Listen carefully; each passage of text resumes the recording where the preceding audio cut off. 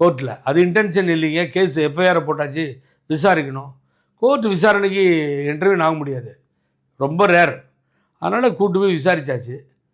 அப்போ போகும்போது ஒட்டிட்டாங்கோ, வெட்டிட்டாங்கோ, கட்டிட்டாங்கோ, நான் பேசுனது வேறங்க, நான் சொன்னது வேறங்க, இதெல்லாம் தவறி வந்துடுச்சுன்னு. ஒன்று கவனிங்க, என்னுடைய தாய் தந்தை கொடுத்த பிரெயின் இது. யாருமே சொல்லாத சொல்லியிருக்கேன் தமிழ். என்ன தெரியுமா? நீ அதோடு நிறுத்தியிருக்கணும்.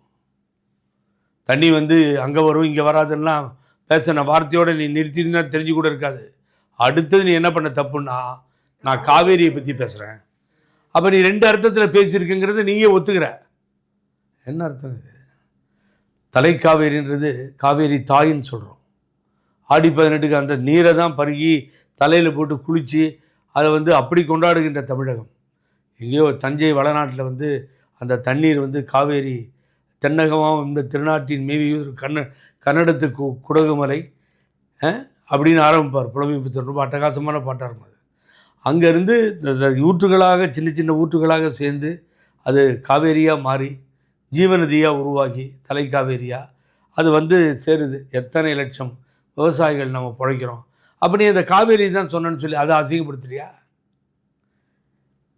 நீங்கள் த்ரிஷாவை சொல்லணுன்னா அப்போ காவேரியை சொல்லி அசிங்கப்படுத்துறீங்கன்னு அர்த்தம். தப்பு இல்லைங்களாங்க? இதே வேலையாக போச்சுங்க, பொழப்பாக போச்சுங்க உங்களுக்கு. யாரையாவது ஒருத்தர் எடுத்து பேசுகிறது, நடிகைன்னா உனக்கு என்ன எவ்வளோ கேவலமாக தெரியுது, எனக்கு ஒன்றும் புரியல. எனக்கு நினச்சி பாருங்க, அது ஒரு தொழிலுங்க, அவங்களுடைய ப்ரொஃபஷன் அது. சினிமாவிலேருந்து வந்தவங்க தான் எல்லோரும்.